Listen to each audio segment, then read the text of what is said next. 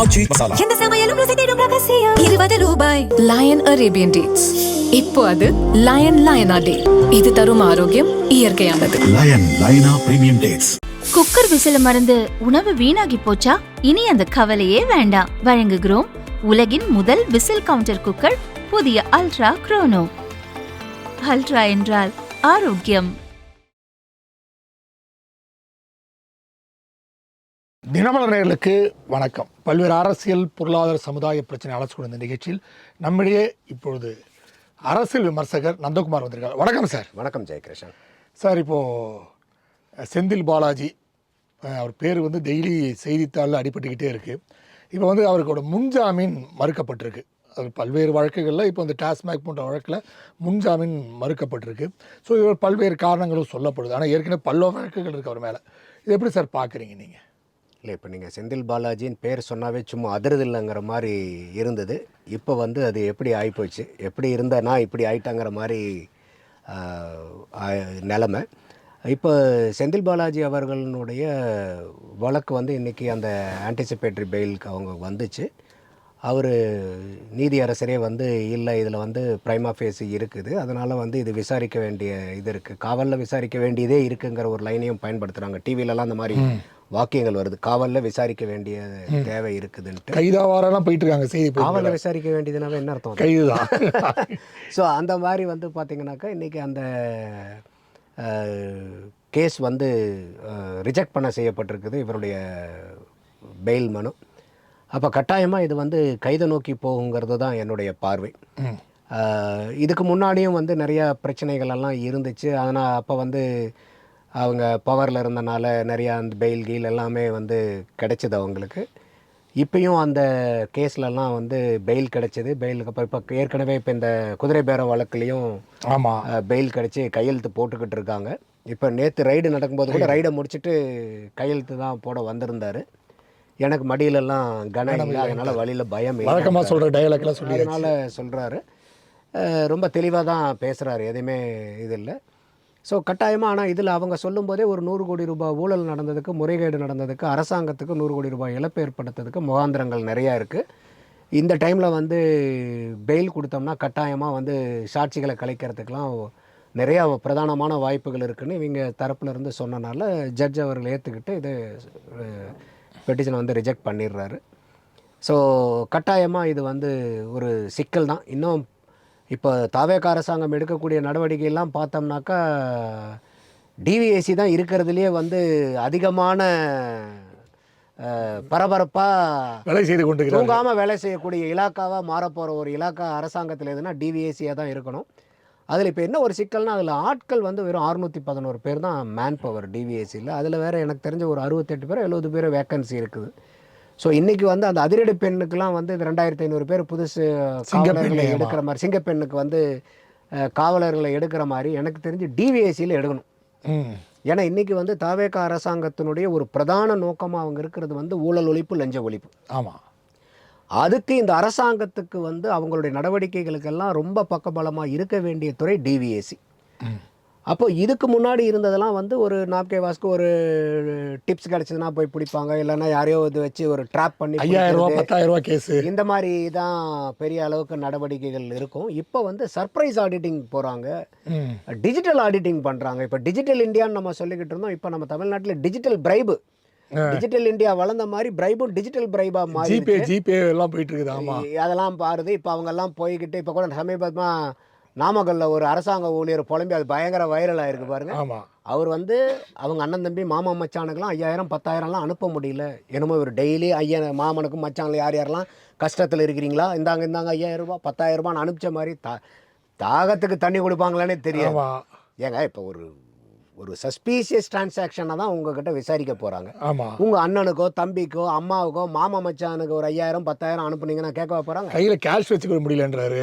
அது வேற பெரிய விஷயமா சொல்லுங்க. ஏங்க கேஷ் நம்மளே பெரிய அளவுக்கு வச்சுக்கிறது இல்லை. ஏன்னா இன்னைக்கு இப்போ ஐயா சிதம்பரம் அவர்கள் கூட அப்போல்லாம் சொன்னார், டிஜிட்டல் பேமெண்ட் நீங்கள் கொண்டு வரீங்க, அங்கே காய் கடைக்காரங்களாம் என்ன பண்ணுவாங்கன்னு பெரிய ஃபெயிலியர் ஆகும். பெரிய ஃபெயிலியர் ஆகும் ஒரு ஆருடம்லாம் சொன்னார் ஐயா பா சிதம்பரம். இன்னைக்கு எங்கே போனாலும் பார்த்தீங்கன்னா இன்னும் ஒரு படி மேலே போய் ரோட்டில் யாசகம் எடுக்கிறாங்க பாருங்க. அவங்க ஜிபே ஸ்கேன் பண்ணிக்கினீங்க, பே பண்ணுங்க சார்ன்றாங்க. அந்த அளவுக்கு வந்து இன்றைக்கி ஆயிடுச்சு. அப்போ இந்த டிஜிட்டல் இந்தியாவில் டிஜிட்டல் பிரைபும் இன்றைக்கி பெருசாக வளர்ந்துருச்சு. அப்போது உங்கள் அண்ணனோ மாமா மச்சானோ உங்களுக்கு 5000 10,000 அனுப்புறதுல பிரச்சனை இல்லை, அதை போய் கேள்வி கேட்க போகிறதில்ல. மாமனும் மச்சானுங்கிற பேரில் டெய்லி உங்களுக்கு 5000 10,000 வந்துக்கிட்டு இருந்துச்சா? ஆமாம், அது சஸ்பீஷியஸ் டிரான்சாக்ஷன். அப்போ என்னமோ உடனே இவங்க வந்து சொந்த பந்தத்துக்கெல்லாம் அப்படியே போய் ஓடி ஓடி உதவின நபர்கள் இன்றைக்கி வந்து சொந்த பந்தத்துக்கு நட்பு வட்டாரத்துக்கெல்லாம் உதவ முடியாத ஒரு கையறு நிலையில் வந்து அரசாங்கம் நம்மளைய வந்து சிறக உடைச்சி போட்டிருக்குறங்கிற மாதிரி ரொம்ப பொங்குறார். ஆமாம், எனக்கு தெரிஞ்ச அவர் என்ன எதுங்கிறத விசாரிக்கணுங்கிறது தான் என்னுடைய பார்வை. யார் எந்த பதவியில் இருக்கார், அவருடைய நட்பு வட்டாரம் என்ன, அவர் வரைக்கும் எத்தனை பேருக்கு மாமா மச்சான் அங்காளி பங்காளிக்கெல்லாம் எவ்வளோ காசு ஒத்துழைக்க கூடாது, அதிகாரிகளோட செயல்பாட்டில் ஒத்துழைக்க கூடாதுன்னு வேற சொல்லி சர்க்குலர் வேற எங்கே போகுது, இந்த அரசாங்க ஊழியர் சர்க்குலர் வாட்ஸ்அப்பில் வேற இந்த சர்க்குலர்லாம் போகுதுன்னு ஒரு ரூமர் வேற கிளம்புது. நம்மளுடைய பார்வை என்னன்னா ஜெயகிருஷ்ணன், ஒரு அரசாங்க ஊழியர்கள் வந்து உங்கள் காசுலேருந்து நீங்கள் அரசாங்கத்துக்காக செலவு பண்ணாதீங்க, தேவையில்லை. இன்றைக்கி ஒரு அமைச்சர் வராருங்கிறதுக்காக நீங்கள் ஏன் பட ஏற்பாடுகள்லாம் பண்ணுறீங்க? இருக்கபடி அமைச்சர் வந்தார்னா அமைச்சர் இதான் ஃபங்க்ஷன் வந்து பார்த்துட்டு போகட்டும். அவருக்கு ஏன் நீங்கள் வந்து உள்ளார டெக்கரேஷன் பண்ணி அதை பண்ணி இதை பண்ணி அதுக்கு நீங்கள் செலவு பண்ணிட்டு அதை காரணமாக வச்சு நீங்கள் ஊரடிச்சு வலையில் போடுறீங்க? லஞ்சத்தை ஏன் வாங்குறீங்க? அப்போ நீங்கள் லஞ்சம் வாங்குறதுக்கு இதெல்லாம் வந்து சப்ஸ்டான்ஷியேட் பண்ணுறீங்களா? நாங்கள் ஏன் லஞ்சம் வாங்குற இந்த டாஸ்மாக் ஊழியர்கள் சொல்லிட்டு இருந்தாங்க பாருங்கள், நாங்கள் ஏன் தெரியுங்களா காசு வாங்குறோன்னு, பாட்டிலோட இதெல்லாம் வாங்குறோம் அப்படின்னாங்க. ஆமாம், அப்போ இதெல்லாம் இருக்கிறனால நாங்கள் லஞ்சம் வாங்குவோமா? அப்போது நீ பண்ண முடியாதுன்னு சொல்லு. என்னுடைய காசுக்கு அதே மாதிரி நாங்கள்லாம் கூட்டிகிட்டு வந்திருக்கிற ஆளுங்களுக்கு நாங்கள் சாப்பாடு போட்டு எங்களுக்கு நாங்கள் சாப்பாடெல்லாம் இனிமேல் யாரும் வாங்கி கொடுங்க. நம்ம இவங்க வந்து டெய்லி காலையில் இது வந்து நம்ம பல இடத்துல வந்து அன்னதானம் நடக்கிற மாதிரி அரசாங்க ஆஃபீஸ் எல்லாம் ஓப்பன் பண்ணோன்னே காலையிலேருந்து ஆஃபீஸ் சாயந்தரம் சாத்திர வரைக்கும் அன்னதானம் நடந்துக்கிட்டு இருக்கிறது இவங்க போட்டுக்கிட்டு இருக்கிற மாதிரி. எத்தனை பேர்த்துக்கு சோறு வாங்கி கொடுக்குறீங்க? எத்தனை பேர்த்துக்கு பண்ணுறீங்க? அதுக்கு வந்து இப்போ அரசாங்கத்தில் வரிமுறைகள் இல்லாமல் போயிடுமா? ஆனால் கம்ப்ளைண்ட் கொடுக்குறீங்க போனால் சார் போனாவே டீ காஃபி பட்ஜெட் போண்டா சாப்பாடு செலவு முதல் கொண்டு நம்மக்கிட்ட தான் சார் வாங்கிடுறாங்கன்னு தான் பொதுமக்கள் கம்ப்ளைண்ட்டு. ஆமாம், அப்போ இந்த மாதிரிலாம் இருக்கும்போது இன்றைக்கி வந்து அரசாங்கம் வந்து ஒரு பொலிட்டிக்கல் வில்லோட ரொம்ப டிட்டர்மைண்டாக, ஏன்னா ஐயா விஜய் அவர்களுக்கு வாக்களித்தது வந்து அவருடைய வாக்குறுதிகளெல்லாம் பார்த்து இல்லை, கட்சிக்காரங்களே அந்த வாக்குறுதிகளை பார்த்துருப்பாங்களான்னு தெரியாது. பொதுமக்கள் வந்து இந்த 60 ஆண்டுகளாக இந்த அளவுக்கு லஞ்ச ஊழல் இருந்துட்டு இருக்குது. எத்தனை பேர் தண்டிக்கப்பட்டிருக்கிறாங்க? அப்போ எல்லாருமே வந்து நியாயவாதிகள்னா மக்கள்கிட்ட ஏன் இவ்வளோ கோபம் இருக்குது? இன்னைக்கு எந்த ஒரு தனி மனிதனாவது இல்லைங்க, அரசாங்கம்லாம் எதுவுமே இல்லைங்க அப்படின்றாங்களா? இன்றைக்கி இந்த ஆட்சி வந்ததுக்கப்புறம் ஒவ்வொரு அசோசியேஷனாக வந்து பார்ட்டி பண்ணிட்டு இவ்வளோ வாங்கினாங்க அவ்வளோ வாங்கினாங்க, இந்த அசோசியேஷன் அவ்வளோ வாங்கிச்சு, எத்தனை பேர் புலம்பல் இன்றைக்கி? ஆமாம், எல்லாருமே நாங்கள் கொடுக்குறோம் அது இதுன்னு சொல்லி தான் இன்றைக்கி அரசாங்க பள்ளி சார்பாக இருக்கிறவர் ஒருத்தர் தூக்கி போட்டு 100 கோடி ரூபா முறைகேட்டில் உள்ளே போட்டு வச்சுருக்கீங்க. அப்போ இதெல்லாம் இல்லாமல் இருக்கா? அது மாதிரி ரியல் எஸ்டேட் போட்ட விஷயங்கள்லாம் கூட பேசி எத்தனை? அப்போ எந்த டிபார்ட்மெண்ட் இல்லை, ரெஜிஸ்ட்ரேஷன் டிபார்ட்மெண்ட். இப்போ இருக்கிற அமைச்சர் பாருங்கள், அவர் ராசிபுரத்துக்காரர், அவர் போய் எல்லா இடத்துலையும் யாரும் காசு கொடுத்துறாதீங்கன்றார் ரெஜிஸ்ட்ரேஷனுக்கு ஆஃபீஸில் இருக்கிறீங்களே. இன்றைக்கி டிவிஎஸ்சி போகிற இடத்துல பொதுமக்கள்கிட்ட செக் பண்ணுறாங்க காசு எவ்வளோ வச்சுருக்கீங்கன்னு. தேவைக்கு அதிகமான காசு இருந்தால் எதுக்காக கொண்டு வந்தீங்க, யாராவது கேட்டாங்களா, உங்களுக்கு லஞ்சம் கொடுக்க சொல்லி கம்பல் பண்ணாங்களா? ஏன்னா சில நேரத்தில் இன்னுமே பொதுமக்கள்கிட்ட என்ன பண்ணனா, ஏதுனவோ நம்ம வேலை நடந்தால் போதுண்டா 5000 10,000 கொடுத்துட்டு இதில் போய் என்னடா, இது தவறு. இன்றைக்கி சீஃப் மினிஸ்டர் என்ன சொல்கிறாரு, யாராவது லஞ்சம் கேட்டால் கொடுக்காதீங்க, அப்படியே கேட்டாலும் எனக்கு சிஎம்ஐ தெரியுங்கன்னு சொல்கிறார். இது வரைக்கும் நம்ம இந்த 60 ஆண்டு காலத்தில் இதை நம்ம பார்த்ததில்லை. அப்போ இந்த மாதிரி ஒரு சிஎம் வந்து பப்ளிக்கிட்ட வந்து இந்த லஞ்ச ஊழலை ஒழிக்கணும்னு ஒரு போர் எடுத்திருக்கும் போது அதுக்கு மக்களாகிய நம்மளும் ஒத்துழைப்பு கொடுக்கணும் தானே? கண்டிப்பாக சார். இப்போ நீங்கள் இருக்குது கொடுத்துட்றாரு சார் ஒருத்தர், இல்லாதவன்ட்டு அதே மாதிரி அடுத்த அந்த அதிகாரி கேட்பார்ல, அப்போ அதை நீங்கள் வழிவகுக்காதீங்க. அப்போ இது வந்து பொதுமக்களும் இந்த லஞ்ச ஊழல் ஒழிப்பு போரில் வந்து அவங்களும் ஈடுபடுத்திக்கணுங்கிறது தான் என்னுடைய பார்வை. அப்போ இந்த டிவிஎஸ்சியை வந்து இன்னும் மேன் பவர் பத்தலைன்னா அதை வந்து ஃபுல்லாக எக்யூப் பண்ணுங்க. என்னை பொறுத்த வரைக்கும் ஜெயகிருஷ்ணன், முதல் 1 வருஷம் நீங்கள் வேறு எந்த நலத்திட்டமும் பண்ண வேண்டியதில்லை. முந்தான 5 வருஷம் ஆட்சியில் நடந்த ஊழலை கண்டுபிடிச்சி விசாரித்து தீர்ப்பு கொடுக்கறது மட்டும்தானா இந்த ஆட்சின்னு சொல்ல, எந்த ஆட்சி வந்தாலும் முதல் 1 வருஷம் உங்களுக்கு அதுதான் வேலை. ஏன்னா தீவிரவாதத்தை விட ஊழல்வாதம் மோசம். கண்டிப்பாக தீவிரவாதத்தை எப்படி எந்த இடத்துலையும் இம்மி அளவு சகிச்சுக்காமல் வேரோட பிடுங்கணும்னு நினைக்கிறோமோ அந்த மாதிரி ஊழல்வாதத்தை பிடுங்கணும். அதுக்கு நீங்கள் டிவிஎஸ்சிக்கு இன்னும் மேன் பவர் பத்தலைன்னா நிறையா போடுங்க, நிறைய இடத்துல இந்த மாதிரி செய்யுங்க. அப்போ இந்த மாதிரி ஒரு நடவடிக்கை வந்து உள்ளபடியே வரவேற்கிறோம். இது வரைக்கும் தமிழகத்தில் அரசியல் வரலாற்றில் தண்டிக்கப்பட்டவங்க 1 or 2 people தான். ஆமாம். அப்போ அத்தனை பேரும் வந்து யோக்கிய சிகாமணிகளா? அப்போ ஏதோ ஒரு இடத்துல ஏதோ ஒரு சட்டத்தில் கிடைக்கக்கூடிய சந்தில் ஓட்டையில் வந்து பூந்து வெளியே போகிறாங்க, அதையெல்லாம் நீங்கள் அடைக்கணும். கண்டிப்பாக சார். அப்போ இதை வந்து ரொம்ப மும்முரமாக பண்ணுங்கள். அதுக்கு டிவிஎஸ்சிக்கு என்ன பவர் கொடுக்கணுமோ, என்ன ஆட்பலம் அதுக்கு முழுசாக கொடுக்கணுமோ அதை பூரா நீங்கள் செய்யணும். இது வந்து இவர் செந்தில் பாலாஜி மட்டும் இல்லை, இது வரைக்கும் அது மாதிரி நிறைய பேர் என்ன இருக்காங்க. ஏவாவேலு பேர் இருக்குது, அப்புறம் வந்து இப்போ தாமா அன்புரசு பேர் இருக்குது. நிறைய பேருக்கு அவங்கள நடவடிக்கை எடுக்க போகிறேன்னு சொல்லியிருக்காங்க. செய்யணும். யார் யார் மேலெல்லாம் ஊழல் குற்றச்சாட்டுகள் இருக்கோ அதை பூரா விசாரித்து முகாந்திரம் இருக்கக்கூடிய பட்சத்தில் அதை வந்து ஒரு வழக்குகளாக பதிஞ்சு அதை பூரா விசாரணைக்கு கொண்டு வந்து தீர்ப்பை நோக்கி பயணிக்கணும்.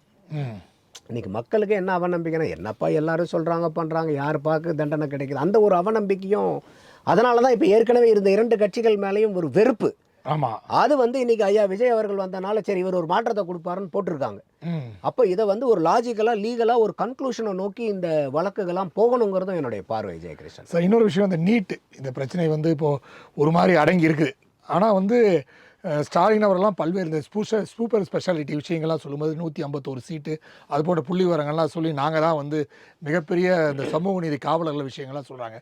அது எப்படி சார் நீங்கள் பார்க்குறீங்க இந்த நிகழ்வு? இல்லை, அது வந்து நாங்கள் இந்த ஓபிசிக்கு இடஒதுக்கீடு கொண்டு வந்தது நாங்கள். இப்போ வந்து அந்த சீட்டு ஒரு 151 சீட்டு வந்து சூப்பர் ஸ்பெஷாலிட்டியில் ஆட்கள் இல்லை. அப்போ இவர் என்னடா திடீர்னு இடஒதுக்கீடு அதெல்லாம் பேசுகிறாரு, அதுக்கு இதுக்கு என்னடா சம்மந்தம் பார்த்தா இதுக்கு ஒன்றும் சம்மந்தம் இல்லை. இப்போ சூப்பர் ஸ்பெஷாலிட்டினா என்னங்கிறது மக்கள் இது வந்து நீட்டுங்கிறது வந்து இப்போ பிஜிக்கு யூஜிக்கு இருக்குது, பிஜிக்கு இருக்குது. இந்த சூப்பர் ஸ்பெஷாலிட்டிங்கிறது பிஜி முடிச்சதுக்கப்புறம் படிக்கிறது. இப்போ நீங்கள் ஒரு 5-5.5 வருஷம் நீங்கள் மெடிக்கல் நீட் யூஜி அது எம்பிபிஎஸ் படிக்கிறது. அதை முடிச்சதுக்கப்புறம் வந்து பார்த்தீங்கன்னாக்கா நீங்கள் எம்எஸ்சி எம்டின்னு படிப்பீங்க. அது வந்து பிஜி போஸ்ட் கிராஜுவேட். அது ஒரு 3 வருஷ கோர்ஸ். அதை முடிச்சதுக்கப்புறம் வந்து பார்த்தீங்கன்னாக்கா உங்களுக்கு டிஎம்ஏ எம்சிஹெச்ன்னு சொல்லிட்டு, அதாவது வந்து doctorate of medicine master of சர்ஜரிங்கிறது அந்த இதில் வர்றது சூப்பர் ஸ்பெஷாலிட்டி. அப்போ இந்த சூப்பர் ஸ்பெஷாலிட்டியில் தான் இப்போ இந்த விஷயம் நீட்டு எஸ்எஸ்ன்னு போடுவாங்க. அது எஸ்எஸ்ங்கிறது சூப்பர் ஸ்பெஷாலிட்டி. ஸோ யூஜி முடிக்கணும், பிஜி முடிக்கணும், பிஜி முடிச்சதுக்கப்புறம் சூப்பர் ஸ்பெஷாலிட்டி. இது வந்து பார்த்தீங்கன்னாக்கா நம்மளுடைய சிஸ்டத்தில் எவ்வளோ சீட் இருக்குதோ தமிழகத்தில் அதில் 50% ஆல் இண்டியா கோட்டா. இப்போ நீங்கள் யூஜி எடுத்துக்கிட்டிங்கன்னு வச்சுக்கோங்களேன், கவர்மெண்ட் காலேஜில் வந்து பார்த்தீங்கன்னா 15% வந்து ஆல் இண்டியா கோட்டா, மீதி 85% தமிழ்நாடுனுடைய கோட்டா அரசாங்க கல்லூரியில். இதே நீங்கள் தனியார் கல்லூரிக்கு வந்தீங்கன்னா நார்மல் செல்ஃப் ஃபைனான்சிங் காலேஜாக இருந்தால் அவங்களுடைய ப்ரைவேட் காலேஜில் எவ்வளோ சீட்டோ 65% கவர்மெண்ட்டுகிட்ட சரண்டர் பண்ணி ஆகணும். மீதி 35% தான். அந்த 35ல் அவங்க வந்து 20% வந்து மேனேஜ்மெண்ட் கோட்டா, 15% என்ஆர்ஐ கோட்டா. இது வந்து மைனாரிட்டி செல்ஃப் ஃபைனான்சிங் காலேஜாக இருந்துச்சுன்னு வச்சுங்க, 50% ஓவரால் எம்பிபிஎஸ் சீட்டை கவர்மெண்ட்டுக்கிட்ட சரண்டர் பண்ணணும். அந்த மாதிரி இப்போ நீங்கள் பிஜி யூஜிக்கு முடித்து பிஜியை முடித்து இப்போ சூப்பர் ஸ்பெஷாலிட்டின்னு வரும்போது இருக்கிற சீட்டில் 50% ஆல் இண்டியா கோட்டா, மீதி 50% வந்து தமிழகத்தினுடைய கோட்டா. இந்த தமிழகத்தினுடைய கோட்டாவில் அதை ரெண்டும் திருப்பி 50-50ன்னு பிரிக்கிறாங்க. 50% ஏற்கனவே அரசாங்கத்தில் இன் சர்வீஸில் இருக்கக்கூடிய அரசாங்க மருத்துவர்களுக்கு உண்டான சீட்டு. மீதி வந்து சர்வீஸில் இல்லைனாலும் நீங்கள் வேறு டாக்டராக இருக்கீங்க, தனியாக இருக்கீங்க, நான் சர்வீஸ் டாக்டர்ஸ்க்கு மீதி 50%. இப்போ உதாரணத்துக்கு 20 சீட்டுன்னா 10 சீட்டு ஆல் இண்டியா, 10 சீட்டு தமிழ்நாட்டுக்கு. அந்த 10 சீட்டில் 5 சீட்டு கவர்மெண்ட் டாக்டர்ஸ்க்கு, 5 சீட்டு வந்து கவர்மெண்ட்டில் வேலை செய்யாத டாக்டர்களுக்கு. எளிமையாக புரியணும்னா இதில் இந்த சூப்பர் ஸ்பெஷாலிட்டியில் வந்து பார்த்திங்கன்னா நமக்கு வந்து இப்போ சற்று ஏறக்குறைய உங்களுக்கு 219 சீட்டுக்கு பக்கமாக, இதில் வந்து 421 சீட்டுக்கு பக்கமாக இருக்குது. இதில் 50% 219 போகுது. இந்த தடவை 68 சீட்டு தான் ஃபில் ஆகிருக்கு. மீதி 151 சீட்டு வந்து வேக்கண்ட்டாக இருக்குது. ஒன்றா அந்த நீட்டு தேர்வில் தகுதியாகாதவங்க, இல்லை தகுதியாகவும் அது போய் சேராதவங்க, இல்லை சேர பிடிக்காதவங்க. அப்போ இந்த சீட்டு வந்து காலியாக இருக்குது. இந்த காலியாக இருக்கிற சீட்டை வச்சு நீங்கள் என்ன பண்ணுவீங்க? ஒன்றும் பண்ண முடியாது. அப்போ அந்த சீட்டை வந்து இப்போ இன்றைக்கி கோர்ட் என்ன சொல்லியிருக்காங்கன்னா சுப்ரீம் கோர்ட்டில், இல்லை இதை வந்து ஆல் இண்டியா கோட்டாக்கு மூவ் பண்ணுங்க. அட்லீஸ்ட் உங்களுக்கு தான் ஃபில் பண்ணுறதுக்கு ஆள் இல்லை, அட்லீஸ்ட் கொடுத்தீங்கன்னா அந்த சீட்டில் அந்த வருஷத்துக்கு வேற ஏதோ மாணவன் படிப்பான்ல. ஒட்டுமொத்தமாக இந்தியாவுக்கு மருத்துவர்கள் சூப்பர் ஸ்பெஷாலிட்டி டாக்டர்ஸ் கிடைப்பாங்கல்ல. அதுதான் இப்போ அந்த வகையில் வந்து பார்த்தீங்கன்னாக்கா இப்போ 151 சீட்டு வந்து சரண்டர் செய்யப்படும். சரண்டர்னா இது ஒட்டுமொத்தமாக நம்ம கொடுத்துடல, இடம் ஃபில் பண்ணுறதுக்கு ஆட்கள் இல்லை அங்கே. அதனால் நீங்கள் வெறும் காலியாக வச்சுருக்கிறத கொடுங்கன்னு. அதே மாதிரி இது என்னமோ இப்போ தான் நடக்கிற மாதிரி வந்து இவங்க உடனே வந்து ஐயா ஸ்டாலின் அவர்கள்லாம் ட்வீட் 2024 119 சீட்டை சரண்டர் பண்ணியிருக்கோம். அப்போ யாருடைய கவர்மெண்ட்டு சார்? 2025 145 சீட்டு சரண்டர் பண்ணியிருக்கோம் திமுக. இப்போ 2026 151 சீட்டு. இப்போ உடனே நீங்கள் எதுக்கு இது மாதிரி வந்து ஒரு ராங் ப்ராபகண்டா எதுக்கு? இப்போ இல்லை போன தடவை கூட வந்து பார்த்தீங்கன்னாக்கா அதை கொஞ்சம் கட் ஆஃபை வந்து ரெடியூஸ் பண்ணி கொஞ்சம் அடிஷ்னலாக அதுலேருந்து சரண்டர் பண்ணதில் சீட்டு ஃபில் பண்ணாங்கன்னு வச்சுக்கோங்க. இது என்னமோ இன்றைக்கி தாவேக அரசாங்கம் வந்து விட்டு கொடுத்துட்டு பாக்கெட்டில் இருந்ததை எடுத்து இந்தாங்க தாங்க நீங்கள் வச்சுக்கோங்கன்னு கொடுத்துட்ட மாதிரி எதுக்காக வந்து ஒரு தவறுதலான சித்தரிப்பு எதுக்கு? இதுக்கும் இடஒதுக்கீட்டுக்கும் என்ன பிரச்சனை? டாக்டர் இன்னைக்கு நீட்டுக்கு பிரச்சனை என்னன்னா தகுதியானவங்க அதிகமாக இருக்காங்க, சீட்டு ஆனால் காலேஜில் கம்மி தான். இங்கே சீட்டு இருக்குது, தகுதியான ஆட்கள் இல்லைங்கிற பிரச்சனை இங்கே. அப்போ இது எப்படி நம்ம பார்க்குறது ஜெயகிருஷ்ணன்? கண்டிப்பாக இது வந்து இவங்க வந்து சமூக நீதின்ற பேரில் இதெல்லாம் வருதோ இவங்க பேரை நான் ஸ்டிக்கர் ஒட்டிடுறாங்க. இதில் எங்கேயாவது நாங்கள் வாங்கி கொடுத்த இடஒதுக்கீடு ஓபிசிக்கு எங்கேயாவது இதில் இருக்குதா? கவர்மெண்ட்டில் இருக்கக்கூடிய இன் சர்வீஸ் டாக்டருக்கு உண்டான கோட்டா அதை நீங்கள் ரிசர்வேஷன் பிரகாரம் கூட ஃபில் பண்ணுவீங்க. பட் டாக்டரே வரலீங்களே, 151 சீட்டுக்கு ஆள் இல்லாமல் கொடுக்க வேண்டியதாக இருக்குது. ஆள் இருந்து நீங்கள் வந்து இப்போ படிக்கிறதுக்கு வந்து லைனில் நின்று இல்லை ஏங்க எங்ககிட்டே ஆள் இருக்காங்க நீங்கள் ஏங்க அங்கே கொடுக்குறீங்கன்னா நியாயம். 2 ரவுண்டு முடியுது, நீங்கள் அப்புறம் என்ன தான் பண்ணுவீங்க? அந்த சீட்டை வச்சுட்டு காலியாக அப்படியே சீட்டை வெறும் காலி சேரை வச்சுட்டு ஓட்டுறதா? அட்லீஸ்ட் ஒரு 151 பேர் யாரோ ஒருத்தர் மருத்துவர் வெளி மாநிலத்தை சேர்ந்தவங்களா வந்து சேரலாம், யாராவது ஒரு வரட்டுமே. ஆமாம், இதுதான் இந்த பிரச்சனை. இதை வந்து ஒரு ராங் ப்ராபகண்டாவாக பண்ணுறாங்க. Okay sir. சார் இன்னொரு விஷயம் பார்த்தீங்கன்னா எல்லாமே இப்போ தாவேகா இந்த சனிக்கிழமை சந்தைன்ற மாதிரி சனிக்கிழமை எல்லாம் போய் சேரக்கூடிய சூழ்நிலை. இப்போ திடீர்னு ஒரு வாரமாக பார்த்தீங்கன்னா ஓபிஎஸ் ஒரு மகனும் போய் சேர போகிறான்னு செய்தி வந்துச்சு. இன்றைக்கி ஓபிஎஸ் அதுக்கு மறுப்பு தெரிவிச்சிருக்காரு. அது கிடையாது, நான்லாம் போக மாட்டேன், ஏற்கனவே வேறு கட்சியில் வந்து மெம்பராக இருக்கேன், எம்எல்ஏவாக திருப்பி போக மாட்டேன்னு இருக்கார். இது மாதிரி யார் பலமாக மறுக்கிறார்களோ அவங்க அடுத்த நாள் போய் சேரக்கூடிய சூழ்நிலை நம்ம நிறைய பார்த்துருக்கோம். இது எப்படி சார், ஏன் ஓபிஎஸ் போன்றவர்களாம் உடனே அடுத்த அணிக்கு போவதற்கு முயற்சி செய்கிறார்கள்? இல்லை, இதில் வந்து அவங்க எலெக்ஷனுக்கு முன்னாடியே வந்து அவருடைய மகன் ரவீந்திரநாத் வந்து ரொம்ப முயற்சி பண்ணி தாவேகாக்கு போகிறதா தான் இருந்துச்சு. அப்புறம் அவங்களுடைய பல பிரச்சனைகள்னால திமுகவுக்கு கம்பல்டாக போக வேண்டிய சூழ்நிலை வந்துச்சு. அப்போ கூட வந்து பார்த்தீங்கன்னாக்கா அவங்களுக்கு வந்து ஏன்னா முன்னாள் முதலமைச்சர் இல்லையா, இப்போ திமுக கட்சியில் தான் 2 முன்னாள் முதலமைச்சர்கள் இருக்கிறாங்க. இப்போ ஐயா ஓபிஎஸ் ஒருத்தர், ஐயா ஸ்டாலின். ஒருவேளை ஆட்சிக்கு வந்து சபாநாயகர் பதவியெல்லாம் கிடைக்குன்னு வேற சொல்லப்பட்ட அந்த அளவுக்குலாம் பில்டப் கொடுத்துட்டாங்க. ஆமாம், நீங்கள் தான் சபாநாயகர், உங்களைய கட்சியை விட்டு நீக்கின இபிஎஸ் ஐயா வந்து உங்ககிட்ட தான் வந்து பர்மிஷன் கேட்டே பேசணும், உங்களுக்கு வணக்கம் சொல்லணும் டெய்லி. எப்படி வந்து ஐயா ஸ்டாலின் அவர்களை வந்து ஒரு கற்பனை கோட்டையில் நீங்கள் 200க்கு மேலே வாங்கி வெற்றி பெற்று 2வது முறையாக திராவிட மாடல் 2.2 அமைஞ்சு நீங்கள் ரெக்கார்ட் கிரியேட் பண்ண போகிறீங்கன்னு ஒரு கற்பனை கோட்டை அவருக்கு சுற்றி காமிச்சாங்களோ, அந்த மாதிரி ஓபிஎஸ் ஐயாவுக்கும் வந்து பார்த்தீங்கன்னாக்கா நிறையா கற்பனை கோட்டைகளெல்லாம் உருவாக்கி அவர் ஒரு கனவு உலகத்தில் இருந்துட்டார். இப்போ என்ன சிக்கல்னா எம்எல்ஏவோட நின்று போச்சு, எந்த கட்சி பதவியும் இப்போ இல்லை அவருக்கு. அவருக்கு வந்து அவர் சார்ந்த அந்த மண்டல பொறுப்பாளராக கொடுக்குற மாதிரியெல்லாம் கூட ஒரு தகவல் வந்துச்சு. ஆனால் எதுவும் அங்கே நடக்கிற மாதிரி தெரியல. ஸோ அதனால் வந்து இன்னும் வரப்போகிற உள்ளாட்சி தேர்தல் வேறு இருக்குது. இப்போ சாதாரணமாக ஒரு கட்சியில் நீங்கள் இருக்கக்கூடிய எம்எல்ஏ அவ்வளோதான். ஆமாம், ஒரு ஒரு முன்னாள் முதலமைச்சர் இருந்தவர் ஒரு 3 தடவை, அவர் எத்தனை நாளுங்கிறத விட 3 தடவை அவருடைய பேர் வந்துருச்சு. ஆமாம், நீங்கள் ஹிஸ்ட்ரியில் இடம் பெற்றுட்டார் அவர். ஆமாம், அப்படி இருக்கிறவர் வந்து நீங்கள் இன்றைக்கி சாதாரண ஒரு கட்சியினுடைய ஒரு எம்எல்ஏ அவ்வளோதான். அப்படி இருக்கும்போது வந்து பார்த்திங்கன்னா இன்றைக்கி உள்ளாட்சி தேர்தலில் வருது. உள்ளாட்சி தேர்தலில் நமக்கு ஏதாவது ஒன்று சாதிக்கணும், பண்ணணும், நம்மளுடைய பலத்தை வந்து மீட்டெடுக்கணும். 3 வருஷத்தில் எம்பி தேர்தல் வரப்போகுது, நீங்கள் எம்எல்ஏ ஆகிட்டீங்க, எனக்கு எம்எல்ஏ சீட்டு கேட்டால் கொடுக்கல. இப்போ இன்றைக்கி ஓபிஎஸோட போனவங்க யாருக்குமே சீட்டு கிடைக்கல, அவர் ஒருத்தருக்கு மட்டும்தான். ஆமாம், அதில் அவரு கூட போய் சேர்ந்தவங்களே பல பேர் விரக்தி, அவருக்காக ஆதரவாக நின்னீங்க பூரா இன்றைக்கி அவருக்கு எதிர்த்தா பேசிகிட்டு இருக்காங்க. அப்போ அந்த அளவுக்கு வந்து பார்த்தீங்கன்னாக்கா அவருடைய அரசியல் செல்வாக்கு வந்து குறைஞ்சி போச்சு. அதை மீட்டெடுக்கணுங்கிற ஒரு கம்பல்ஷன் அவருக்கு இருக்குது.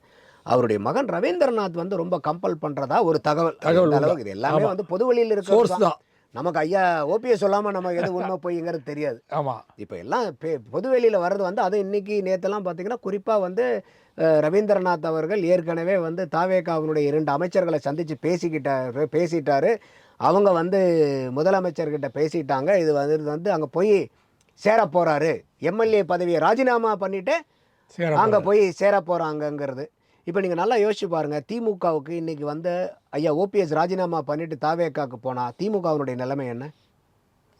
பயங்கரமான வீக்னஸ். ஆமாம், ஏற்கனவே இந்த 2 எம்எல்ஏவை வந்து இழுத்து பிடிச்சாங்க. யார்? மதிமுக எம்எல்ஏக்கள். ஆமாம், அப்போ இவர் வந்து அந்த கட்சி சின்னத்திலே அந்த கட்சியில் சேர்ந்து போட்டிட்டவர்.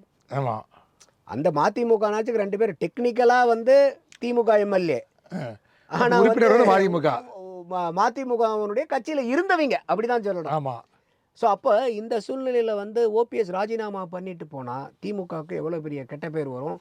அப்போ இப்போ நீங்கள் ஒரு சீட்டு கட்டு மாதிரி தானே அடிக்கி இருக்கிற சீட்டு கட்டில் நீங்கள் ஒரு சீட்டை உருவினீங்கன்னா என்ன ஆகும்?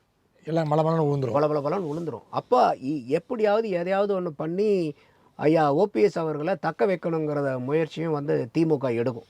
எந்த கட்சியாக இருந்தாலும் அதை செய்வாங்க அதை. ஸோ அந்த மாதிரி ஒரு முயற்சியில் தான் இன்றைக்கி வந்து அவர் வந்து ஒரு கிளாரிஃபிகேஷனும் கொடுத்துருக்காரு. இல்லை அந்த மாதிரிலாம் இதெல்லாம் பொய் செய்தி, இதெல்லாம் நீங்கள் நம்பாதீங்க, இதெல்லாம் வந்து அவதூறான செய்திங்கிறதெல்லாம் சொல்கிறாரு. பட் இதில் உண்மை இல்லாமல்லாம் இல்லை, இதில் கொஞ்சம் சில உண்மைகள் இருக்கிறதாகவும் தான் தகவல்கள் வருது. அது கால நேரம் எப்போ கணிஞ்சு வர்றதுங்கிறத பொறுத்திருந்து தான். எந்த சனிக்கிழமை போராடுறது வெயிட் பண்ணி தான் எந்த சனிக்கிழமை தான் நீங்கள் சொன்ன மாதிரி தான் அது. ஆமாம் சார். இப்போது இன்னொரு விஷயம் மேகதாது, அது ஒரு இப்போ எல்லாமே வந்து ஒரு எம்ஜிஆர் பாணியை தான் விஜய் கடைபிடிக்கிறார். பல்வேறு விஷயங்கள், அவர் திரைப்பட வெளியானாலும் சரி எதாக இருந்தாலும் சரி எம்ஜிஆர் பாணி சார் அப்படின்றாங்க. இப்போ அவர் திருப்பி கர்நாடகாவில் போய் பேச்சுவார்த்தை நடத்த போகிறாருன்றாங்க. தமிழ்நாட்டில் வந்து இல்லை அப்படி வினோத் போன்றவர்கள் இல்லை இன்னும் முடிவு பண்ணல, நிர்மல் குமார் இல்லை முடிவு பண்ணலன்றாங்க. பட் சிவகுமார் இல்லை பேச போகிற முடிவெல்லாம் இருக்குது அப்படின்னு சொல்கிறாங்க. போக போகிறார், போய் பேச போகிறார் கர்நாடகாவில்ன்ற ஒரு பேச்சுவார்த்தை நடைபெறுது மேகதாதை பற்றி. அதே மாதிரி காவேரி பிரச்சனையும் பேச போகிறோம் அப்படின்லாம் சொல்கிறாங்க. ஸோ இது எப்படி சார், இது ஒரு எம்ஜிஆர் ஃபார்முலான்றாங்க, இது எப்படி இந்த ஃபார்முலா ஒர்க் அவுட் ஆகுமா? இல்லை, இது வந்து ஐயா விஜய் அவர்கள் அதிகாரப்பூர்வமான தகவல் இன்றைக்கி வரைக்கும் வரல. ஆமாம், அவங்க ஒரு அதிகாரப்பூர்வ தகவல் வந்தால் தான் அவர் போகிறாரா இல்லையான்னு தெரியும். அது வரைக்கும் இது எல்லாமே வந்து ஒரு ரூமர்ஸ் தான். என்னை பொறுத்த வரைக்கும் இன்றைக்கி ஒரு 2 மாநில முதலமைச்சர்கள் சந்தித்து பேசலாம், தப்பு கிடையாது. அதே மாதிரி இந்த பிரச்சனைக்கு பேசித்தான் ஆகணுமா? தேவையில்லை, பேசணுங்கிற அவசியம் இல்லை. ஏற்கனவே சுப்ரீம் கோர்ட்டு ஜட்ஜ்மெண்ட்டு இருக்குது. அப்போ இதில் பேசுகிறதுலையும் தப்பு இல்லைங்கிறது என்னுடைய பார்வை. ஏன்னா வந்து 2 மாநில முதலமைச்சர்கள் பேசுகிறதுலையும் தப்பு இல்லை, பேசிக்கலனாலும் தப்பு இல்லை. இப்போ சில பேர் என்ன சொல்கிறாங்கன்னா, இல்லை இவங்க 2 பேரும் போய் பேசிட்டாங்கன்னா சுப்ரீம் கோர்ட் தீர்ப்பு வந்து வலுவிழந்து போயிடும். ஆமாம், துரைமுருகன் தான் சொல்லியிருக்கேன். எந்த அடிப்படையில் வலுவிழந்து போகும்? இப்போ இவர் விஜய் அவர்கள் வந்து இப்போ டிகே சிவகுமாரை பார்த்து பேசினார்னா சுப்ரீம் கோர்ட் வந்து இல்லை நாங்கள் உங்களை பார்க்கக்கூடாது, பேசிக்க கூடாதுன்னு நாங்கள் கண்டிஷன் சொன்னமே. 2 பேரும் வந்து நீங்கள் அண்ணன் தண்ணி புலங்கிக்க கூடாதுன்னு சொன்னமே, நீங்கள் போய் புலங்கிட்டீங்க, அதனால் எங்களுடைய ஜட்ஜ்மெண்ட் வந்து நல் அண்ட் வாய்ட் ஆகுதுன்னு சொல்ல போகிறாங்களா? Already there is a legal binding. ஆமாம், இதில் என்ன இருக்குது? ஸோ அதில் ஒன்றும் மாற்று கருத்து எனக்கு இருக்குது. பார்த்தாலும் தப்பு இல்லை, பார்க்கலனாலும் தப்பு இல்லைங்கிறது தான் நம்மளுடைய பார்வை. அப்போ இன்றைக்கி இருக்கக்கூடியது வந்து 2028 மேலே கர்நாடகாவில் தேர்தல். இன்னைக்கு ஏற்கனவே ஆண்ட கட்சி பாரதிய ஜனதா. ஆமாம், எப்படா ஆட்சியை பிடிக்கிறதுன்னு உட்காந்துருக்காங்க. ஆண்டுகிட்டு இருக்க கட்சி காங்கிரஸ், எப்படா ஆட்சியை இழுத்து பிடிக்கிறது அப்படிங்கிறது. அப்போ கர்நாடகாவை பொறுத்த வரைக்கும் இது வந்து ஒரு அரசியல். இந்த மேகதாதுல நாங்கள் டேமை கட்டுறோம், அதை கட்டுறோம், இதை கட்டுறோங்கிறது பூராமே. அப்போ இன்றைக்கி வந்து அங்கே இருக்கிற யாருமே வந்து பார்த்திங்கன்னா பாரதிய ஜனதா. அதனால தான் வந்து பார்த்திங்கனாக்கா இணையமைச்சர் என்ன சொல்கிறாரு, மினிஸ்டர் ஆஃப் ஸ்டேட்டு, இல்லை 2018 தீர்ப்பில் எங்கேயுமே வெளிப்படையாக, இது வந்து அன்புமணி ராமதாஸ் கேட்குறாரு ராஜ்யசபையில். ஆமாம், கேள்வி கேட்குறாரு, அன்ஸ்டார்ட் கொஸ்டின் கேட்குறாரு. அதுக்கு எழுத்து மூலியமாக அவர் பதிலளிக்கிறாரு. 2018 தீர்ப்பில் எங்கேயுமே சுப்ரீம் கோர்ட் வந்து கீழ்ப்படுகை மாநிலங்களை கேட்டு தான் இதெல்லாம் செய்யணுங்கிறது எங்கேயும் வெளிப்படையாக சொல்லலை அப்படின்னு. ஆமாம், அதுதான் வந்து இங்கே விஜய் அவர்கள் ஐயா அவர்களுக்கும் அவர் கோவம் வந்து அவர் லெட்டர் எழுதுறாரு. இது வந்து ஹைலி டிசப்பாயிண்டிங்காக இருக்குது, இந்த கேஸை விடுங்க, உங்களுக்கு இதில் தான் வெளிப்படையாக தெரியல. அலமாட்டி கேஸ்னு ஒன்று இருக்குது. எப்படி வந்து நமக்கு வந்து காவேரியில் பிரச்சனையோ அந்த மாதிரி ஆந்திராவுக்கும் கர்நாடகாவுக்கும் கிருஷ்ணாவில் பிரச்சனை, கிருஷ்ணா நதியில். அப்போ வந்து கேடபிள்யூடிடின்னு கிருஷ்ணா வாட்டர் டிஸ்பியூட்ஸ் ட்ரிபியூனல்னு இருக்குது. அப்போ அவங்க என்னென்னா அந்த அலமாட்டி டேமை உயரம் அதிகம் பண்ணி அந்த நீர்த்தேக்கத்தை வந்து அதிகம் பண்ணணுங்கிறதுல அப்போயே வந்து சுப்ரீம் கோர்ட் 2000 தீர்ப்பு கொடுக்குது. கீழ்ப்படுகை மாநிலங்கள்கிட்ட கேட்காம நீங்கள் மேல்படுகை மாநிலங்கள் எந்த விதமான கட்டமைப்பையும் ஏற்படுத்தக்கூடாதுங்கிறது இது வெளிப்படையாகவே சொல்லியிருக்காங்க அந்த ஜட்ஜ்மெண்ட்டில். அது ஐயா விஜய் அவர்கள் இன்றைக்கி பிரதம மந்திரிக்கு ஐயாவுக்கு லெட்டர் எழுதும்போது தெளிவாக இதையெல்லாம் கோட் பண்ணி ரொம்ப டிசப்பாயிண்டிங்காக இருக்குது இணையமைச்சர் பேசினது வந்து, இதை நீங்கள் வந்து இமீடியட்டாக கவனிக்கணும், இந்த வழக்கில் வந்து இந்த மாதிரி சொல்லியிருக்குது, இதை நீங்கள் பிரசிடென்ட்ஸாக எடுத்துக்கிட்டு பண்ணிவிட்டு நீங்கள் ஏற்கனவே கொடுத்த எழுத்து வடிவிலான இதை வந்து நீங்கள் திரும்ப பெறணும் அப்படிங்கிறது. அப்போது இன்னைக்கு பாரதிய ஜனதாவும் காங்கிரஸும் 2 பேருமே வந்து அங்கே வந்து ஒரு அரசியல் பண்ணுறாங்கிறது தான் நம்மளால பார்க்க. ஒரு அரசியல், அங்கே ஒரு அரசியல். இது தேசிய கட்சிகளுக்கே உண்டான ஒரு போக்கு தான் இது. ஆமாம், அப்போ வந்து அவங்களுக்கு அங்கேயும் கூழுக்கும் ஆசை மீசிக்கும் ஆசைங்கிற கதை தான். ஸோ அப்போ வந்து இது ஏற்புடையதில்லை. இது வந்து அந்த காலத்திலேருந்து இது 1924 ஃபர்ஸ்ட் அக்ரிமெண்ட் வந்து மைசூர் சமஸ்தானத்துக்கும் மெட்ராஸ் ப்ராவின்ஸுக்கும் போடப்படுது. 50 வருஷம் போடுறாங்க. 50 வருஷத்துக்கு அப்புறம் அன்னைக்கு சூழ்நிலையில் நீங்கள் என்ன மாற்றி அமைச்சுக்கணுமோ அமைச்சுக்கணுன்றாங்க. அந்த டைமில் தள்ளி போயிடுது. அப்போ திமுக தான் ஆட்சியில் இருக்குது. அதுக்கப்புறம் அதிமுக ஆட்சி வருது. ஐயா எம்ஜிஆர் நீங்கள் சொன்ன மாதிரி அன்னைக்கு வந்து தேவராஜ் அரசுங்கிறவர் முதலமைச்சர் கர்நாடகாவுக்கு, அவர் கூட அவங்கள போய் பேச்சுவார்த்தை பண்ணி ஒரு செட்டில்மெண்ட் வரலான்னு பண்ணும்போது ஐயா கலைஞர் வந்து புறசொலியில் கடிதம் எழுதுறாரு, இல்லை இவர் வந்து மலையாளிங்கிறனால தமிழர் நலன் இல்லாத இந்த மாதிரி இந்த டிஎம்சிக்கு போய் ஒத்துக்கிறாருன்னு அவர் நமக்கு என்னடா புதுக்குண்டா புதுக்கி போடுறாங்கிறாருன்னு அவரும் வாங்கிட்டார். அதுக்கப்புறம் வந்து பார்த்திங்கன்னா இது வந்து 1990 ட்ரிபியூனல் அமைக்கப்பட்டு 17 வருஷத்துக்கு அப்புறம் இந்த தீர்ப்பு 2007 ட்ரிபியூனல் கொடுத்தாங்க, நமக்கு 419 டிஎம்சி வேணும்னு. அதுக்கப்புறம் சில பிரச்சனைகள் வந்தனால சுப்ரீம் கோர்ட்டு ஜட்ஜ்மெண்ட்டு கோர்ட்டுக்கு போயிட்டு 2018 சுப்ரீம் கோர்ட் ஜட்ஜ்மெண்ட் வருது. அதில் ட்ரிபியூனல் கொடுத்ததை விட ஒரு 17.25 டிஎம்சியை வந்து சுப்ரீம் கோர்ட் நமக்கு குறைச்சிது. 419 404.25. அதில் கர்நாடகாவிலேருந்து வர வேண்டியது 177.25. அந்த காவிரியார் தமிழ்நாட்டில் வருது பாருங்க. இங்கே நம்மளுடைய ஏரியாவிலேயே நமக்கு அதிலிருந்து கிடைக்கக்கூடிய தண்ணியினுடைய அளவு 227 டிஎம்சி. ஸோ காவேரியிலேருந்து வர்றது 177.25, நம்ம மாநிலத்திலேயே கிடைக்கிறது 227, இது ரெண்டையும் சேர்ந்து 404.25. அப்போது இதில் அந்த 17.25க்கு என்ன வந்து கோர்ட் வந்து சப்ஸ்டான்ஷியேட் பண்ணுறாங்க, ஜஸ்டிஃபிகேஷன் கொடுக்குறாங்கன்னா, நீங்கள் வெறும் சர்ஃபேஸ் வாட்டர் மட்டும் கணக்கு போட்டுட்டீங்க. டெல்டா ரீஜனில், காவேரி டெல்டா ரீஜனில் வந்து தமிழ்நாட்டில் அண்டர் கிரவுண்ட் வாட்டர் இருக்குது, அதில் வந்து 10 டிஎம்சி வந்து உங்களுக்கு வருஷத்துக்கு நீங்கள் யூஸ் பண்ணிக்கலாம், அதை இதில் கணக்கில் கொண்டு வராங்க. அப்பயே பெங்களூர் குடிநீர் பிரச்சனைக்குன்னு தான் மீதி 4.25 டிஎம்சி. இந்த 17.25ல் 10 டிஎம்சி வந்து அண்டர் கிரவுண்ட் வாட்டரை நீங்கள் கால்குலேட் பண்ணிக்கிங்க, 4.25 வந்து சிட்டி வருது. அப்போ கூட வந்து என்னென்னா நம்ம இதெல்லாம் சிட்டி வந்து கர்நாடகா வந்து ஒரு 33% தான் காவேரி படுகையில் வருது, முழு பெங்களூரும் கிடையாதுங்கும் போது அப்போ அவங்க சொல்கிறாங்க, இல்லை இது வந்து குளோபல் சிட்டி, ஆமாம், ஒரு இந்தியாவுக்கும் ஒரு அடையாளமாக இருக்கக்கூடிய சிட்டிங்கிறனால அதுக்கு குடிநீர் பிரச்சனை தேவை, அதுக்காக 4.25 டிஎம்சி கொடுக்குறாங்க. அப்போ ஏற்கனவே ஜட்ஜ்மெண்ட்டில் 4.25 டிஎம்சி வந்து நம்ம வந்து பெங்களூர் குடிநீருக்காகங்கிறது 2018 தீர்ப்பில் இருக்குது. இப்போ அவங்க என்ன கேட்குறாங்கன்னாக்கா, எங்களுக்கு பெங்களூர் இதே மறுபடியும் பழைய கதையை ஆரம்பிச்சிட்டாங்க, எங்களுக்கு குடிநீர் பிரச்சனை, ஆமாம், எங்களுக்கு குடிநீர் பிரச்சனையாக இருக்குது, அதனால் சரி குடிநீர் பிரச்சனை. நீங்கள் அவங்களுடைய ரெக்குயர்மெண்ட் எவ்வளோன்னா ஒரு மாதத்துக்கு 2.3 டிஎம்சி, ஒரு மாதத்துக்கு 2 டிஎம்சிங்கும் போது 67 டிஎம்சிக்கு உங்களுக்கு எதுக்கு மேகதா தானே, எதுக்கு ஜெயகிருஷ்ணன்? கண்டிப்பாக உங்களுக்கு மாத தேவையே 2.3 டிஎம்சி, 67 டிஎம்சிக்கு எதுக்கு டேமு? நீங்கள் ஒரு ஸ்டோரேஜ் டேங்க்கு கட்டுங்க, ஒரு பம்பை போட்டு பம்பப் பண்ணி வாட்டரை நீங்கள் எடுத்து குடிநீர் கொடுங்க. யாருக்காவது குடிநீருக்கு தண்ணிக்கு தாகம் எடுத்து சாப்பிட்டுன்னு யாராவது நினைப்போமா? யாருமே நினைக்க போகிறது இல்லை. ஆனால் இதில் உங்களுடைய நோக்கம் தான் என்னங்கிறது கரெக்டாக வந்து அந்த குரல் வழியை பிடிக்கிறாங்கன்னு பாருங்க, அந்த மாதிரி கரெக்டாக வந்து காவேரியினுடைய குரல் வழி அது மேகதாது, அந்த இடத்துல வந்து நீங்கள் டேமை கட்டி நீங்கள் தடுக்கிறீங்கன்னா உங்களுடைய எண்ணமும் நோக்கமும் என்ன? குடிநீர் மட்டும் இல்லை. அப்போ மாதத்துக்கே 2.3 டிஎம்சி தேவை இருக்கிற இடத்துல 67 டிஎம்சிக்கு எதுக்கு டேம் உங்களுக்கு? இதுக்கு மாற்றாதான் ராசி மணல் திட்டத்தை வந்து ஐயா காமராஜர் அவர்களே வந்து ப்ரொப்போஸ் பண்ணார். அதெல்லாம் வேற இந்த மாதிரி நல்ல ஆல்டர்னேட்டிவ், யாருக்கும் பாதிப்பு இல்லாமல் 2 மாநில மக்களுக்கும் பயன்படுற மாதிரி ஏதாச்சும் ஸ்கீமை பாருங்க. அப்போ இது வந்து வெறும் அரசியல்,